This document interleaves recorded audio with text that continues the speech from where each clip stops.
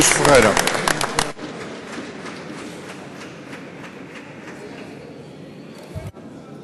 Obrigado, Sr. Presidente, Srs. Membros do Governo, Senhoras e Srs. Deputados.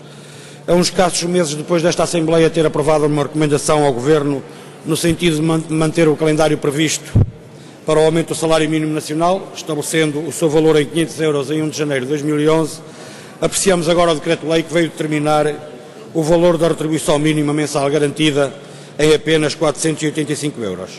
E a decisão contida neste diploma leva-nos à triste conclusão de que estamos perante um Governo que nesta matéria falha em toda a linha.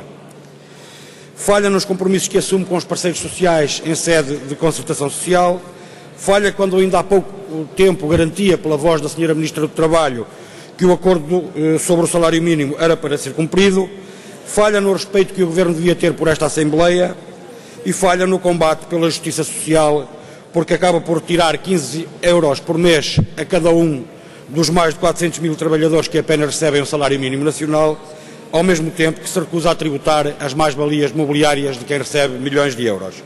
De facto, 485 euros para um salário, ainda que mínimo, é um valor baixíssimo, ofensivo até face ao poder de compra.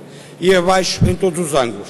É baixo quando comparado com o salário mínimo dos restantes países da União Europeia, é baixo quando fazemos uma leitura das desigualdades sociais no nosso país, é baixo a roçar até a insustentabilidade quando olhamos para o custo de vida dos portugueses e é baixo quando comparamos com o que valia em 1974. Em termos reais, o salário mínimo nacional vale atualmente menos 10% do que valia há 36 anos.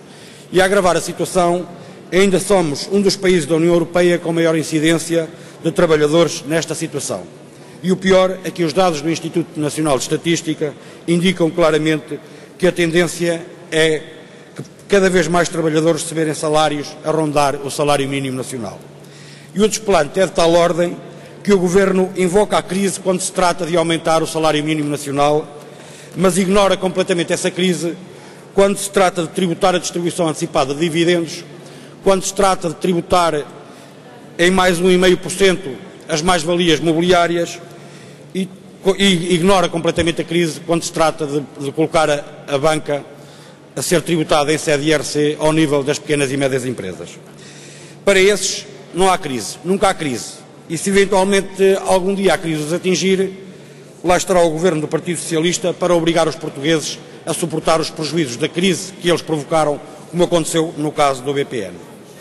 Mas no caso do salário mínimo nacional, nem a crise devia ser usada como argumento por parte do Governo, porque, como se sabe, esse aumento não tem grandes implicações ao nível, ou não teria grandes implicações ao nível do Orçamento do Estado, desde logo porque o aumento do salário mínimo nacional também implica que os trabalhadores abrangidos possam descontar sobre uma base maior, o que se traduziria naturalmente no aumento da receita.